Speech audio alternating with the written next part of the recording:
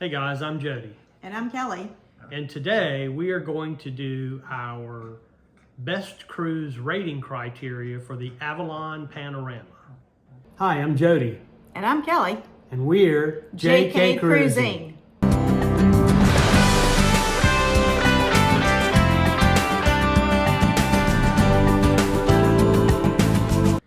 As a reminder, our best cruise rating criteria covers 10 items that we feel will make or break your experience on a cruise. We were on this cruise in December 2022 for the Christmas Marts cruise up the Rhine River.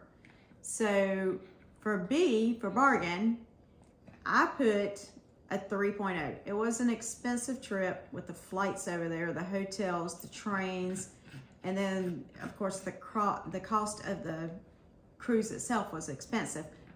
But we view this as a trip of a lifetime. We'll may not ever get to do it again. Hopefully we will, but may not. And going into it with the attitude of it was a trip of a lifetime, and it really, I felt like we got our money's worth for it. Yeah, I rated it 2.5, and again, it's the cost.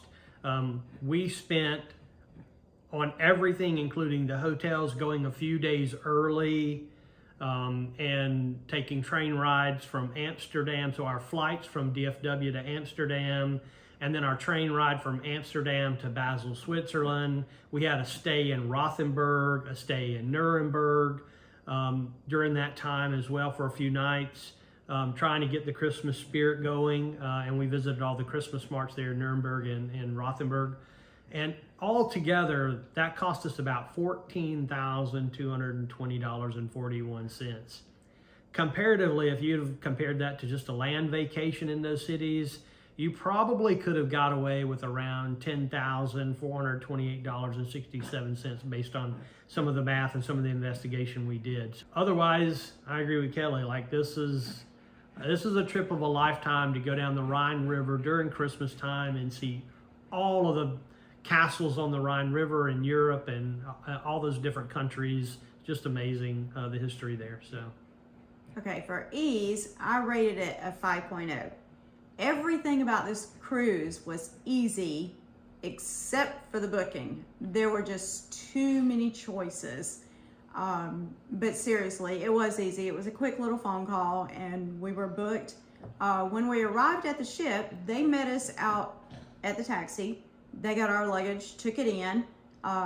You don't see that kind of service on, an ocean cruise. But once we got on board, it was super easy and super relaxing because every stop, there was only 1 or 2 excursions, 3 at the most to choose from. So you weren't overwhelmed with choices of all the excursions. So it made it nice and relaxing. There was also 1 restaurant on board. So they had 10 or 12 things to choose from every night. So it wasn't, 50 different restaurants on board to choose from. So it was very easy, very relaxing vacation. Agreed. Yeah. I rated this 3.5 for ease. And the primary reason was probably not the cruise's fault, but the fact that we went into Amsterdam and we had several days of train travel prior to getting to our embarkation point, which was frankly our decision. So probably improper to rate this a 3.5, but anyways, I did rate it a 3.5. For S stands for ship, and I rated it a 5.0. This ship was stunning. It was so nicely decorated, and the Christmas decorations were just so festive and beautiful. While it's smaller than ocean cruise ships and it did not have a pool or a spa, it did have a gym and a hot tub. There was a small room in the back that had complimentary snacks, books, games, all kind of stuff throughout the day. And the main dining room was situated with tables for 2, 4, 12, every configuration you could think of. The ship just thought of everything. Yeah, I rated it a 4.0 as well. The ship was very clean. It was decorated very festively for Christmas time. All of the the ship was, I mean, just super clean. The only reason that I really gave it maybe 4.0 is the last day they had to pump out the ship, and I guess we were downwind of that process, and the ship got pretty smelly there towards the end. And while the crew was immediately on it, spraying like, you know, some orange smelling stuff, citrusy smelling stuff all over the ship, it was still pretty, it was pretty difficult to take. So that's why they got a 4.0 from a ship perspective. So T is for technology. I rated this a 4.5. Honestly, the Wi-Fi worked so well that I don't remember much about it, which is the way Wi-Fi should work. While we were there, they also had these little gadgets in the room that acted as Wi-Fi when you were off the ship, and the tour director could talk to you through that little earpiece and explain the tour as we were going through them. So that was really cool technology that was just there for you to use while you were on the ship and out on excursions. yeah, I agree. 4.0 for me. It was the cruise, as Kelly mentioned, had Wi-Fi enabled the entire time. There were a few spots that, you know, you'd have spotty cell coverage, but other than that, you know, I mean, you are on the river, so even though many of these rivers go by many metropolitan areas within some of these countries, you know, the cell services is to be expected as cell service is. So, yeah, the little device in the room that, you know, transmitted RF had an extended range on it. You could get probably 100 feet away from the tour guide while they were speaking, and you could still understand clearly what they were talking about. So yeah, it was pretty cool. C for crew, I rated this at 5.0. We've never had a more attentive crew on a cruise ship ever. They were so nice, so professional. When you came back from the excursions, they were all right there to greet you. They were so much fun. And this was their last cruise of the season on this boat. And then they were going to be split up, but they had worked together for almost the entire year. So they had it down like clockwork. Yeah, I agree. And I think I gave them a 5.0 as well. While there weren't any theatrical shows on the cruise or anything like that, the crew made up for it. They were super entertaining. They were super intelligent about the history of the area we were in. R for room, I rated this a 5.0. We had the infinity balcony, which you could open the doors and just turn the room into a balcony, which I loved. I mean, it was cold outside, but you could, you know, crack open the door, sit there and sip on hot chocolate and watch the castles go by. The storage was plentiful. The bed was comfy. The bathroom was huge. That was probably one of the biggest bathrooms I've ever seen on a cruise. Suitcases fit under the bed with no problem. They also provided us robes and slippers and extra blankets. I mean, the room was just great. Yeah, I'm probably a harsher reviewer than I should be. This got a 4.5 from me, and the only thing that I could say is that echo everything Kelly said, and it was super comfortable bed, huge space. The only thing I would say is I got stuck on the side closest to the wall, and there wasn't but maybe 6 inches between the bed and the wall. U is for restaurants. I rated this a 4.5. While there was technically only one restaurant on board, you could either eat downstairs in the main restaurant or you could eat upstairs and order off of a slightly smaller menu. The buffet in the morning was great.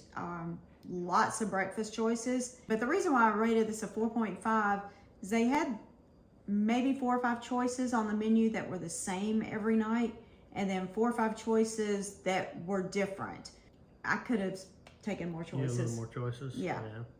I rated a 4.0. While there were, I say, good variety, it was a slightly European fare. And for us Americans, you know, we like to have a few more American type things. We could have stretched out and ate some of the, you know, instead of having filet. By the way, all the food is 5-star.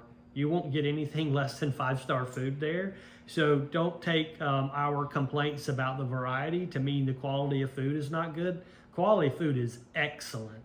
And we had filet and chips multiple nights, as I recall, because the menu just didn't change enough for us as Americans. So we would have liked to seen a little bit more American flair to the cuisine. I is for entertainment. I rated this a 4.0. While there was no theatrical shows on board, the cruise director himself was very entertaining. And while we were cruising down the river, he would give lectures. They also brought in several other people to give lectures. They brought in local musicians to play at night. So it was always something going on. It just wasn't the theatrical shows that we're used to. Right. In this case, I gave it like a 3.5. And the reason was probably there's no shows on board. You're not going to go there to be entertained from a show. And in the evening, there's really not a lot of entertainment. There are some, they're playing the piano or they're playing cellos or they're doing musicians, as Kelly said, towards the evening prior to dinner. But after dinner, it sort of quietens down at that point and everybody is hitting the rack because they've had 8 hours of excursions all day long or something like that. And so that's sort of why I rated it 3.5. They do have a port lecture every night prior to dinner around 6 in the evening. And they talk about everything that's coming up the next day. And they make sure everybody understands, where you meet, what time, all those kinds of things. So that was very cool. And again, the cruise director is doing most of this, so he is super knowledgeable and super funny, and that was entertainment in and of itself. But if you're going for, to be entertained with an ice skating rink or something like that, you're not going to get that on board this type of cruise. So. Okay, S for shore excursions and ports. I rated this a 5.0. Like I said, there was only 1 or 2 excursions per port to choose from, but honestly, walking through castles and going through cathedrals and the astronomical clock and all these different things that we saw, it was so much fun. Yeah, I mean, it wasn't, we've snorkeled and all these other things on ocean cruises, but this was just something so different and so fun. Yeah, agree. 5.0 for me as well. While you didn't have a lot to choose from, the excursions were included from a cost perspective. So you didn't have to pay extra for excursions, and there were 2 to 3 planned every single day. Some of them were planned for people who were very active.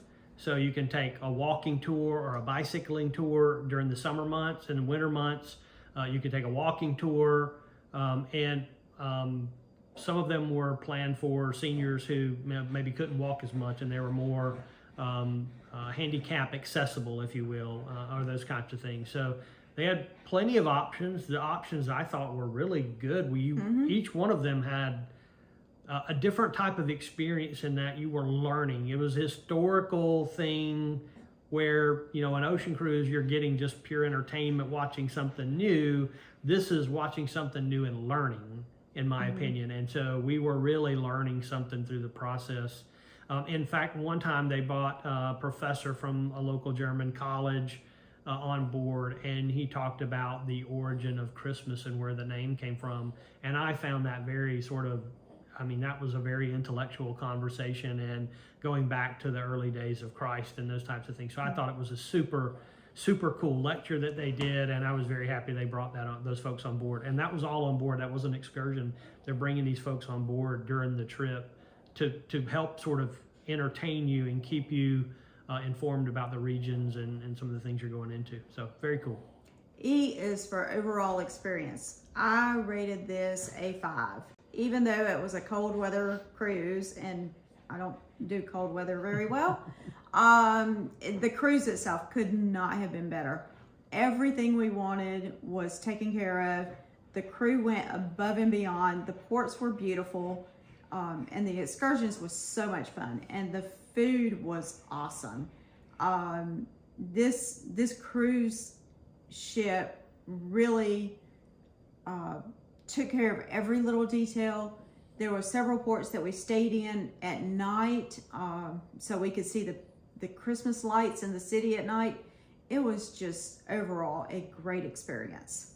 Yeah, without being overly picky, which I can be from time to time, I don't really think I could have asked for a better experience. I did knock off points in a few areas, again, admittedly being probably overly critical about some things. It was a really expensive cruise, so, you know, definitely money-wise, you have to plan for this. It's not something you do on the spur of the moment. So my overall rating was a 46 out of 50. And mine was 40 out of 50. So the total is 86 out of 100, or 4.3 stars. So this got a 4.3 star rating out of 5. Our best cruise rating criteria, 4.3 stars out of 5.